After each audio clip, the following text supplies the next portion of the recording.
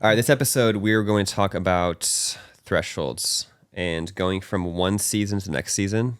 If you're ever somebody who is becoming a new person, whether it be through your faith or maybe it be that you're taking a leap of faith on a different career, it is entering into a new threshold. And so the old you has to actually die for you to go into the next season. And a lot of people don't like to talk about what happens in the middle. And the pain, but also the optimism. There's goods with it. There's also negatives with it. And if you don't tie it to the source, which is God, it starts to be really lonely, right? So before I get into this, when I mention the topic of entering from one season to next season, what do you think about when I say that originally? I think about transformation, and it's interesting because I think about a journey between one and the other, but not necessarily the road ever ends. It's almost like you're on this journey. You now need to get into a different car, but you're still driving. I don't know. There's not like you get in the car and then you park and then you get there. Transferring from one identity into another. And maybe that's because of how I view like constantly trying to get better. I'm not trying to get this end goal and be like, yay, I'm there. What is the next evolution? What is the next identity that I'm going through? It's like this transformation. Like, okay, what are the things that I need to gather? How do I need to get into this new car as I keep going? What are the things I need to learn? That's kind of what comes to mind. Yeah, because the reason I asked you that is because I think most people mention that it's a journey, right? And it is from point A to point B. And it actually is a break, right? So if you think about like a caterpillar going into a butterfly, it's a painful process, but it's evolving into something completely different and it's leaving behind other things, right? And so you do enter into it with the concept that you're still that same, like you're still the same. Your caterpillar is a butterfly. It's the same, but it looks different. It acts different. It functions different. The pain in the middle of it is that threshold season. And so if the caterpillar wanted to keep the stuff that was around, right, and it turned into, it'd look like a different creature. And so what the Bible says, like, you will become a different creature, a different creation, right? When I thought about that, I kind of thought like, oh, okay, I'm just gonna give my life to Christ. And then I'm just gonna like, okay, like, yeah, like it's a journey, right? Like I was not, and then now I don't do bad things. And now I'm here.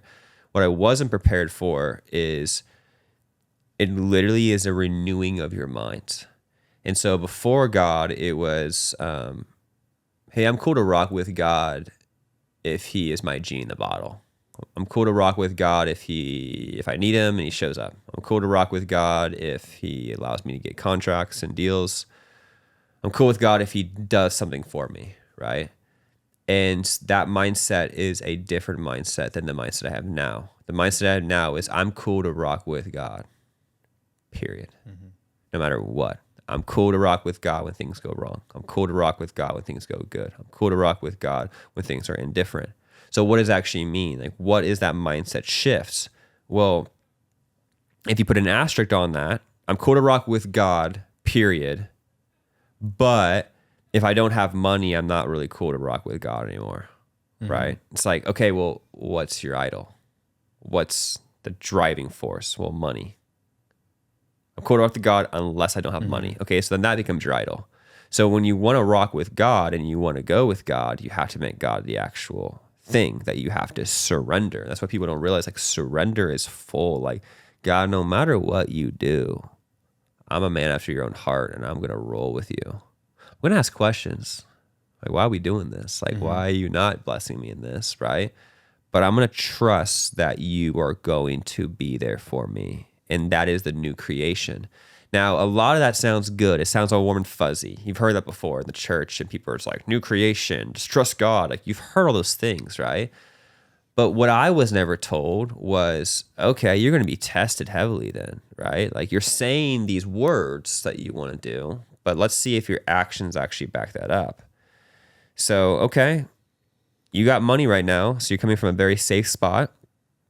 If you say you rock with me no matter what, Will you cut a big check and not have any money left over? Oof. Okay. Well, I didn't think it was like this, Jake. Right? I don't know about that. Okay, so what does that mean?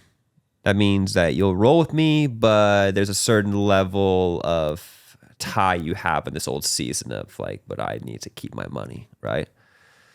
So then it's like, all right, yeah, you're right. I'm going to just do it. Let's cut that check, right? Then I cut the check and we don't have much money. I remember I went to Megan. I was like, look, I kind of cut a big check to do this thing. And I'm going to have to probably pull a line of credit because we're not going to have any money. But I just think it's the right thing to do. And she's like, okay, like whatever you think. And then God started blessing us and contracts started coming in and things started popping over. And then I was like, cool. Okay. So if I do this, then God does show up. Okay, cool. God, I'll rock with you. If I do this, then you show up. Right. And then I go next season where like I cut the check and then, okay, it's not really, okay, what's happening? Oh, interesting. My mindset was I only cut the check because now I'm going to get something from it. So now I had to refine that. It's like, okay, well, yeah, my heart again is back into the tie of money. Yeah. Right. It's like, well, I'll do it this one time, but like, you got to show up for me. And you show up for me. It's like, cool, I got the formula. I'm going to do it now. And then you're going to give me the formula. And then it's like, well, what if you just don't get anything out of this at all? It's like, okay. So it's like, gosh, man, like this is a refining season. So it's like, okay, well, what really is the message here? It's like, do not be a slave to money. That's what I'm teaching you. I don't care about the money. I can make money pop out of the air. I could, this is God, but not me. God, I can make everything happen for you overnight. I could change your life like that, right? Do you trust that? It's like, oh, you're right. I really don't, right? And this is this wrestling battle I'm having in my prayer life and all these different things. I'm like, I really don't. It's like, okay, cool. I think we've gotten a clear thing about, money. So, you require from me because you're going to vote for what you say based off of how you actually tithe and how you give your money away. And so for me, it's like, okay, like I'm going to be diligent with that. It's a struggle every single day. I do it, but there's some days I'm like, I'll probably hold this close to my chest. And then I start to get, okay, don't feel that's what I'm supposed to do. Okay. I'm going to just go back to God and go and see Malachi 3 and read all these different things where it's like God will provide, but with it not being a formula, right? That was the first part that I was like, wow, okay, now I have vision and understanding of like what my heart tends to do. I'm pulling from my old season of, hey, I'm going to enter into this new season that's going to cause pain, but I'm only going to do it if I get something from it. It's like, well, no, let's break that cord from the old season to the new season. And I felt like I've broken that cord through not fully like I'm just like, okay, I don't deal with that anymore, Jake. Right. More so like I now understand, right? And I would be in I would be in disobedience to God now because I am misrepresenting God by not doing it because now I understand, right? You'll be judged, it says in the Bible, by what you understand. So I understand now. That's like, I can't go there anymore, right? Before that was the weed. I remember watching videos, bro, of people being like, weed isn't bad. Like I smoke weed and go to church every Sunday and I have more spirit. And I'm like, yes, okay, cool. Like, and I'm going to the Bible and I'm trying to read, like, does it say anything about marijuana? And then I guess the verse, it's like, be so reminded. I'm like, oh, I don't like that verse. But there's no marijuana here. So I think I'm just trying to find every single thing to hold on to this thing. And then I got to a point where it's like, string. That's my way to go back to my old life. Cut it. I'm in disobedience if I do it. It is a sin. It's what it is, right? There's no way I can fabricate it or manipulate it. It's surfaced in my life when I stopped that, what has happened and what I've been blessed with. But again, that's not the formula. I'm not stopping because of blessings. I'm stopping because I don't want to be disobedient to God. So cut again. And I'm like, okay, cool. I've refined my mindset with money. I've refined my mindset in things that are vices that I go to when I need something, when I need a break. I just want to smoke a joint. When I need a break, I need to have, I need to get, drunk. I need to go to drugs. I need to just binge watch things. I need to have gluttony, right? Eat a bunch of food. Okay, got it. Now I understand. So I know I'm in disobedience. So we have to then just work on that. Done a good job. And then the next one is you're going to have to not just get rid of your friends. They're actually going to want to get rid of you. And I was like, that's not a fun one. Like, I'm doing all these things for you, God. I'm doing all these different things. Now I have all these friends that are like literally just like not rocking with what I'm talking about anymore. I go, Jared's talking about God now. Like, that's all we did. Like, buddy, don't you remember what you were in high school? When they're pulling you back into that setting, right? And you're just like, wow, all the friends that used to engage in me and like my stuff and comment all these different things, like nowhere to be found. Talking behind my back and saying just like, who does he think he is? Like, I remember who he was, right? And I started reading the Gospels, and Jesus talks about that when he goes back into his hometown, and they're like, isn't this the carpenter's cousin? Like, isn't he like, and I'm paraphrasing, but he's like, isn't he like just like a carpenter? Like, who is he? And God talks about it. Jesus talks about it, right? So I was like, man, that hurts. Okay. So now I'm on my own little island where it's like my old support crew that I used to go to when I had hard times. And they also were the ones that I used to drink with and smoke with and do all that stuff with too.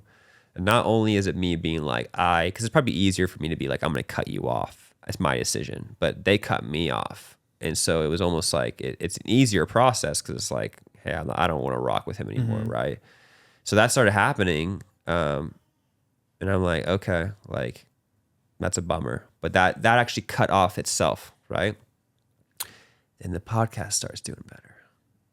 And then those same people are reaching back out to me. Like, bro, I love your podcast, right? Now the stream comes again, and I'm being pulled back into the old life because they see the success I'm having. And then it's like, oh, let's talk to about it now. Let's see all this stuff, right?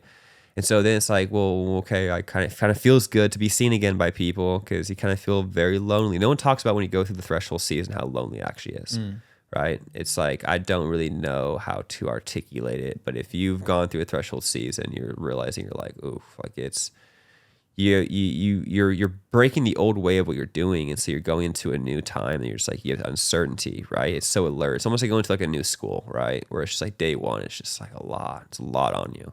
Because you don't see familiar faces, you don't see familiar buildings, students, teachers, you don't know where to go, you don't know the hallways, right?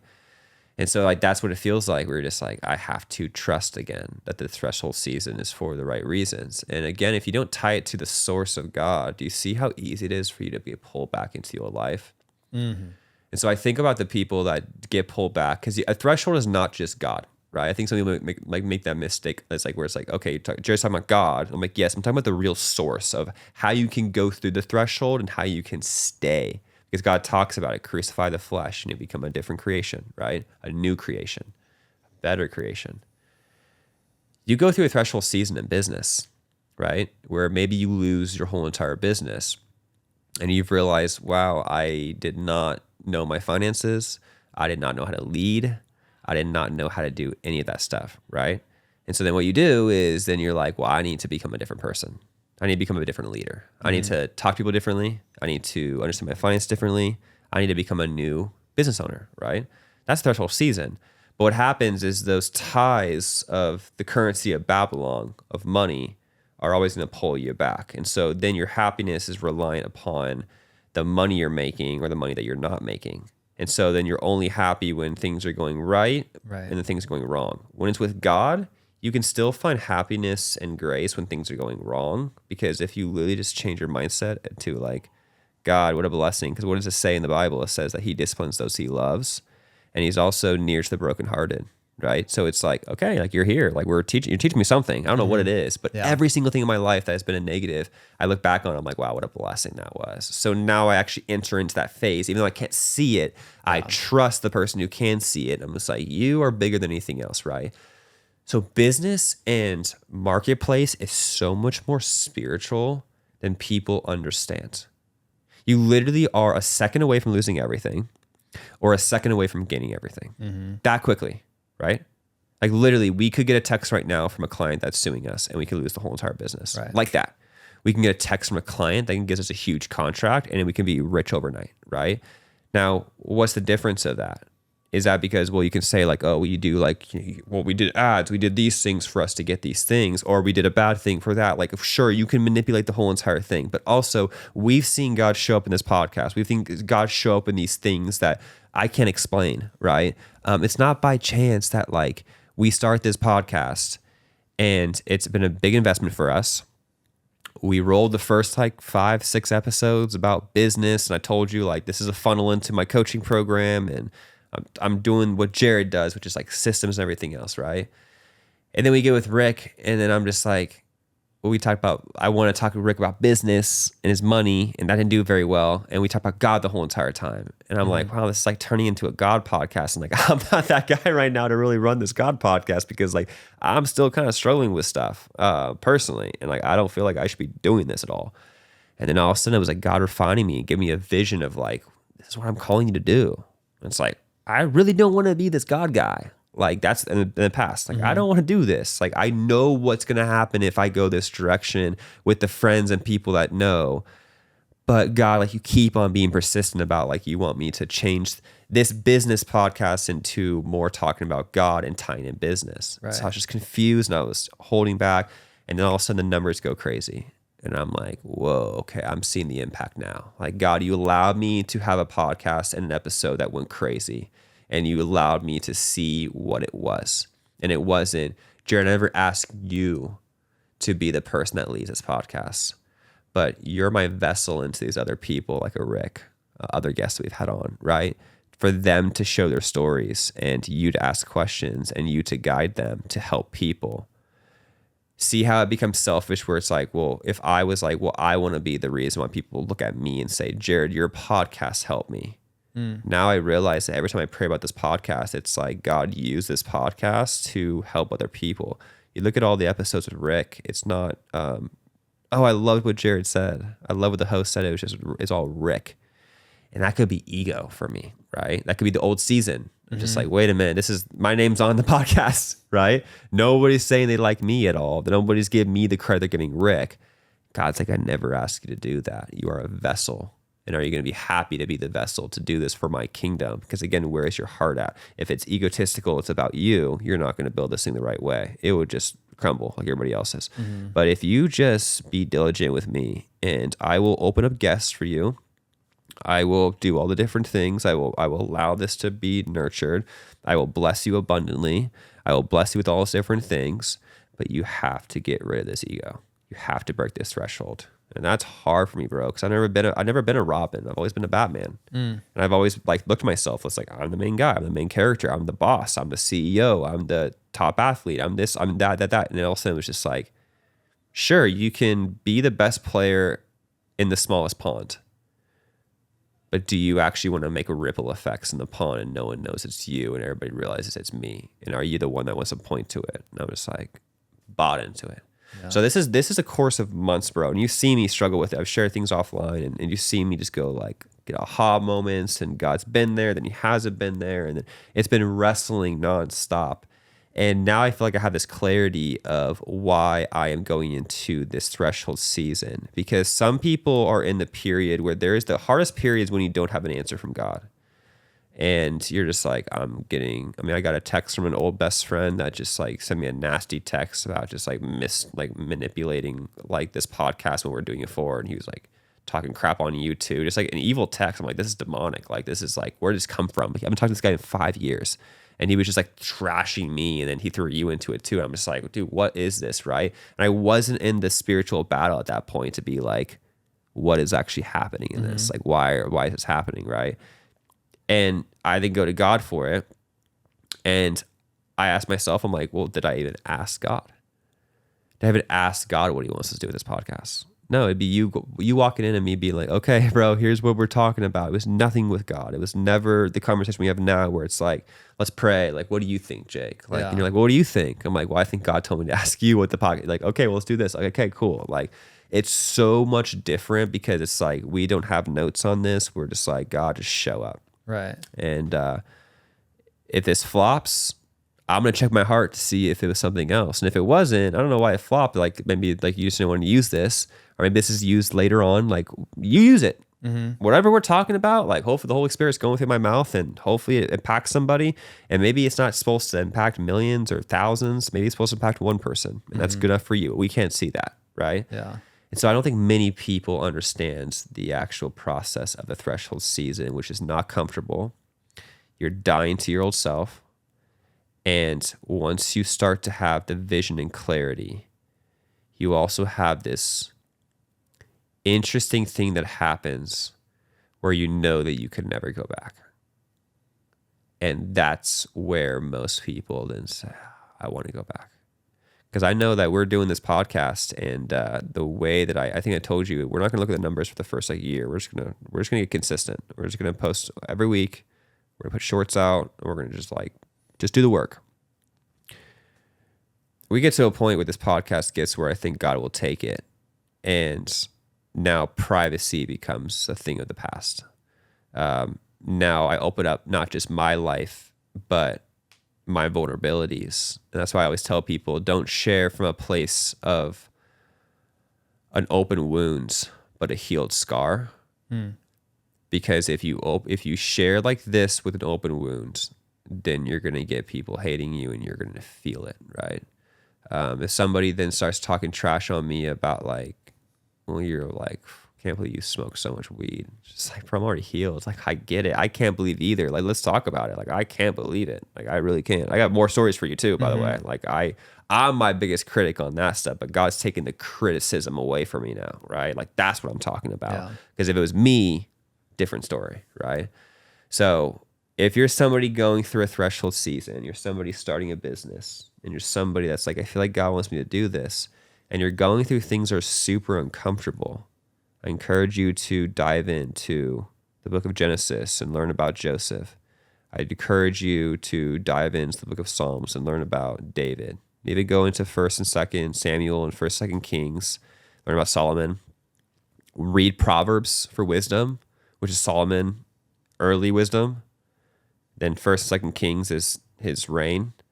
And then Ecclesiastes, which is him realizing he didn't do things the right way. And that's a book of wisdom right there. So you have like Proverbs, which is like real wisdom, and Ecclesiastes, which is actually old wisdom, which is like, I've tried all the things of the world and it doesn't work out very well for me. And so when you start to use the Bible as your guide, it helps you in these dark times, because if you don't have that source, dude, it's so easy to go back to the old life. Oh yeah. It's so easy to be like, well, and you get exposed. I think that's the coolest thing about these podcasts is I haven't seen many people do it. The only other person I've seen that have done these podcasts that I personally know, there probably are people out there that are maybe smaller, or like maybe I haven't seen them. So I'm not saying it's only, but my buddy Taylor Welch. And it's because I had to get in with him internally to really understand like where it's coming from. And it's the same thing. It's just like prayer and surrender and diligence. He had an old friend of his that has been reaming him online, very demonic. And I know a lot of things about it. I won't go into much detail. And so I was watching Taylor from afar and being like, what's he going to do? Is he going to talk about his podcast? Because he has a bigger platform than this guy. He can just totally just like pound this guy to the ground, right? And he didn't say a word. And I got on the phone with Taylor a few days ago, and I was like, bro, I just want you to know that I see all the stuff that you're doing. Like, I know what this guy's doing, because guy will post like literally just like hate videos and then take them down like an hour later. I'm like, I've seen what this guy's doing, and I know you see them too. And I've been waiting for you to defend yourself. And I just want to say, like, I'm so proud that like you haven't. And I'm like, but let me ask you why you haven't. And he goes, I prayed and I felt God say, if you defend yourself, you become my enemy. I was like, well, there you go. And he goes, and it was hard, bro. He was like, it was so hard not to do that, because like, yeah, I'm the guy that has ego a little bit in there too, where it's like, I do want to protect myself. Like I do want to protect, because all of it's just fake. All of it's false, just false claims. But then when God speaks, and he talked to his wife about it, and she validated it too, because she's very prophetic.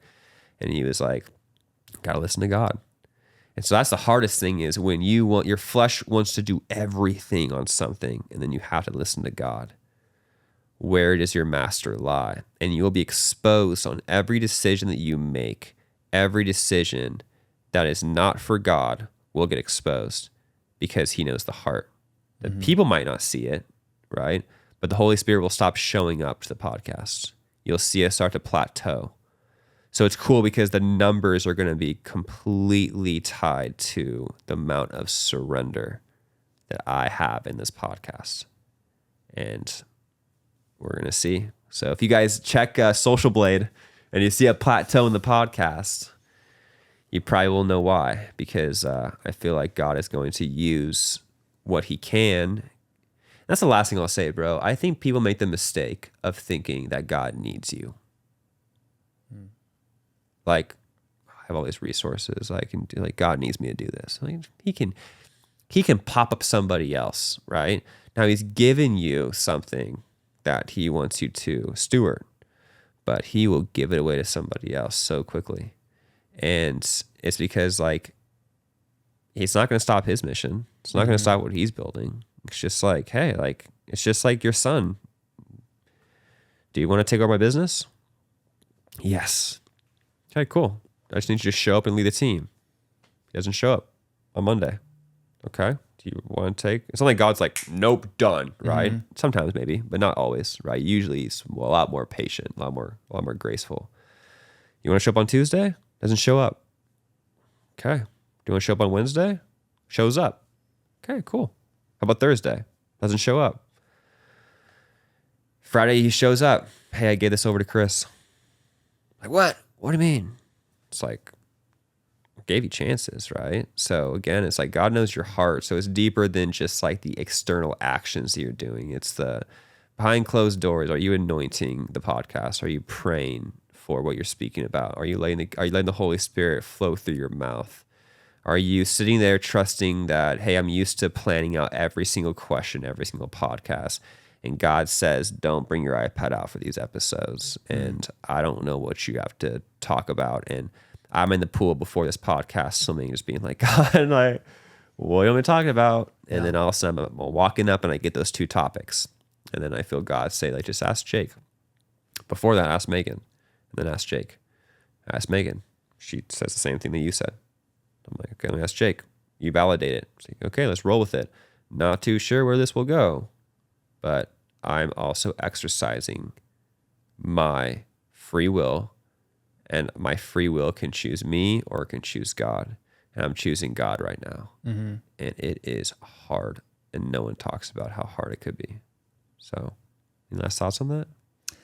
I think to wrap up, I want to share this story that kind of has resonated with me throughout this podcast, and it ties into kind of like going from one identity to the next. And mine relates to a period of time where I was struggling with faith in God. A lot of like asking God, where are you? You know, having trouble with family, having trouble with, you know, my relationship at the time. And like everything seemed to be like crumbling. And so the story goes, I had a hammock, and to tie the hammock up, I had these, you know, tie down straps, and it was a metal hook that you would hook onto these little hammock posts. And then I would keep the hammock in a plastic bag. And so to not lose the plastic bag, I would kind of just hook it in between the metal hook, go about my day, do some work in the hammock, and then I would get off, pack it up. And one day, you know, after contemplating like, God, I don't feel like you're there. I'm looking for a sign. I'm praying for a sign. Lord, I need you. I go to unhook the hammock, and it's almost like this shape, a solid weld on the circle. The plastic bag was inside that solid weld. And I was like, that's it. God, this is my sign. How can physically this plastic thing get into this metal hook? And the story doesn't end there, because that's like, cool, awesome. You prayed for your sign and you got it. But in that moment, this is now years past, and I've come to realize that in my journey of trying to have more faith in God and asking him to show himself to me, one day, you know, this hammock has been packed up for years in storage, and I go and I pull it out. I'm like, oh, cool. I used to show it to my friends. Look at this. And they're like, oh, no way.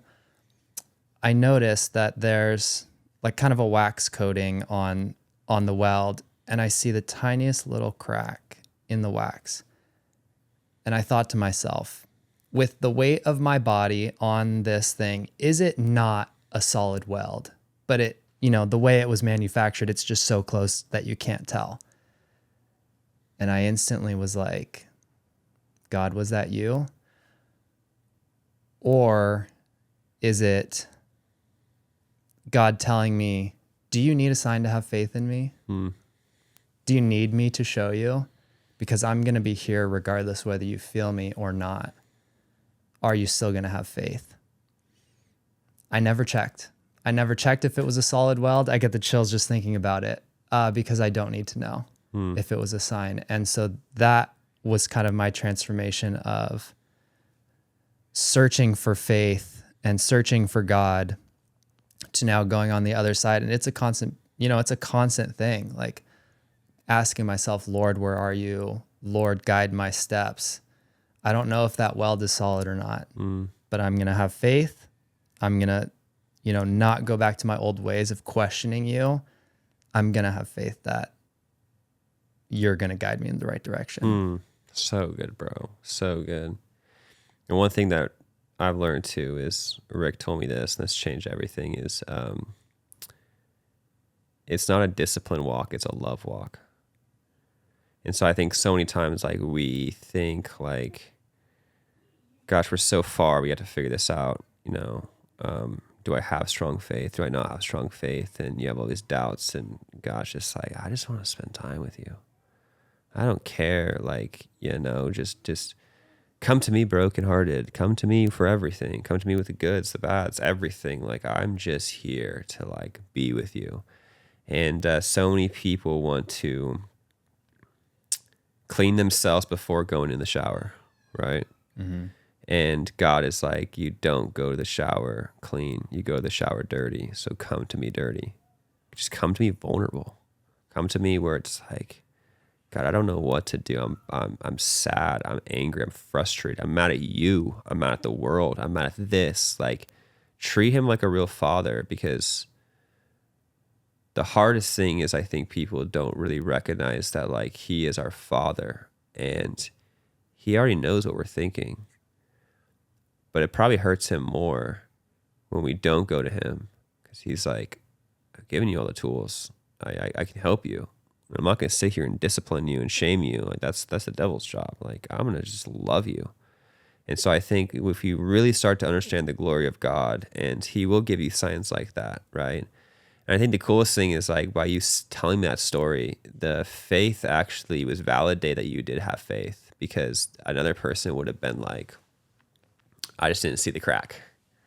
So that little bag could have just got in that crack, and I just missed. And then they think it's a worldly thing. They don't think it's God anymore. And the way that you articulated it was like, God, you just need to show me that, where my eyes weren't able to see the crack, whether the crack was there or not. Right. Somehow he shut your eyes that you couldn't see that crack, right? And that gave you what you needed in that time for you then to be like, okay, I do trust you. But then also, he's going to then be like, well, I don't want you to just trust me when I throw this crazy Hail Mary, right? I used to, when I was younger, bro, I used to go in the shower. I'm like, God, if you're real, turn on the shower. Mm-hmm. Make this cup move. And it never would. And I'm just like, how silly is that? Because, like, God's like, I'm not going to do that, because then it's just, you're going to, like, then just treat me like Harry Potter, where it's like, okay, God, well, why isn't that working anymore? God's not here, right? It's just, It would be actually more hurtful to you. But God shows up in small ways, but God also shows up when you're watching and you're looking for him, right? And so I think the more you seek him, the more you look for him and you cry out brokenhearted. It's interesting. He doesn't come when you're just like, basically like, God, show me this. Like, move that cup, move that shampoo bottle, turn the shower on. He comes to you when you're literally at your last breaking point and I got nothing else to give. And he's like, now is the time to work. Because it says, like, he doesn't give you more than you can't handle. And so back to the episode we did previously, you don't want to fix people's problems when you know they can handle more of it. But if somebody is so broken and they're so down, that's when you can help them, right? Someone calls you and they're suicidal and they're about to do it. That's not the time to be like, be a leader, right? That's the time to get over there and hug them and to make sure that you're there for them, right? And so the same way that we respond, but if somebody is calling you saying, Jake, they cooked my steak medium well and I asked for rare. Get over it. You got this one. I don't need to drive to the restaurant and help you out with that one, right? And I think that's what God does the best, is he's the best father, and he knows when to give you the sign that you needed, because at that point, what you just described before that is you explained that you're brokenhearted, right? Everything was crumbling. And you then just like, I need a sign right now. And I'm brokenhearted and I don't know what to do. I just need a sign. And it's interesting how he shows up there, but he doesn't show up when me and you ask for the shower to turn on, because we're not really brokenhearted. We're just like, we believe in this bigger power. Can this happen? Right. And that's the cool part about it. So cool, bro. Well, we're growing. Thank you guys for all the support on this podcast. We love your comments. If you guys want us to touch on any other topic and go deeper, you guys will notice that I'm always responding to every comment. If you guys haven't followed Instagram, it's at Jared Carver on Instagram.